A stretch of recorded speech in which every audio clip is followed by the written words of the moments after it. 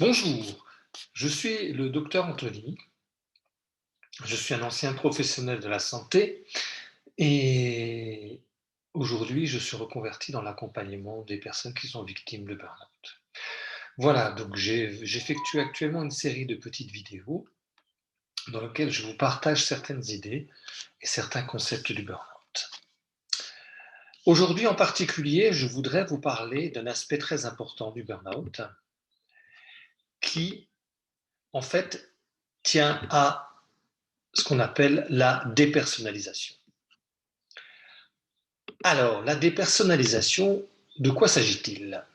C'est un des principaux symptômes du burn-out et en particulier sa dépersonnalisation de la relation d'aide chez les soignants. Pour se protéger, car souvent ils se sont affaiblis et épuisés, le soignant va prendre de la distance vis-à-vis du malade et même entrer dans un cercle infernal qui va le conduire jusqu'au cynisme dans sa relation au patient. À cause du côté envahissant de son travail, le soignant va se protéger de la surcharge émotionnelle et va entrer dans une distanciation avec le patient, un retrait physique et psychique. On va maintenir le patient à bonne distance. Les émotions nous embêtent, alors on met une distance avec le patient pour ne plus être envahi par ses émotions, pour ne plus être envahi par ses angoisses et ses peurs, pour ne plus être envahi de tout ce qui fait la fragilité du patient.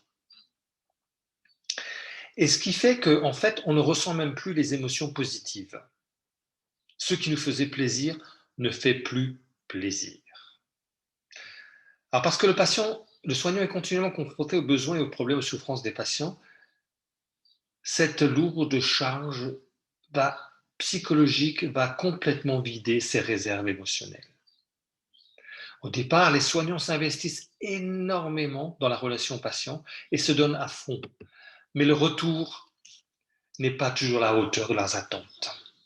Et les résultats sont souvent inversement proportionnels à leurs efforts.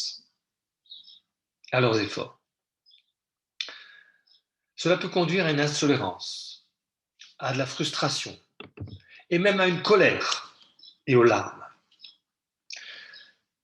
En fait, tout est fait pour éviter les situations professionnelles pénibles. Et cela conduit également à l'isolement dont on parlera dans une autre vidéo. On se coupe de contact avec ses collègues pour éviter la confrontation et le jugement, car on ne se sent plus apprécié. Et le manque de reconnaissance que l'on reçoit aggrave encore son envie de retrait.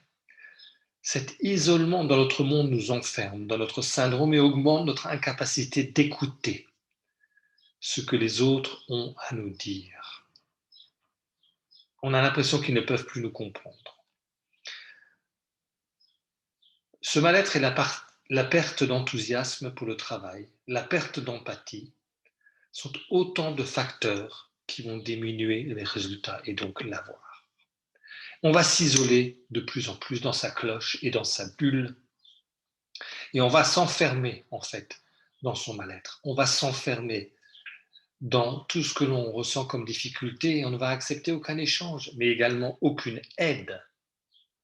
Et c'est ça le problème, c'est qu'on refuse l'aide des autres alors que un échange avec quelqu'un d'ouvert, un psychologue, quelqu'un qui est au courant, est au fait de tout ce qui peut nous arriver, comme le burn-out, pourrait beaucoup nous aider.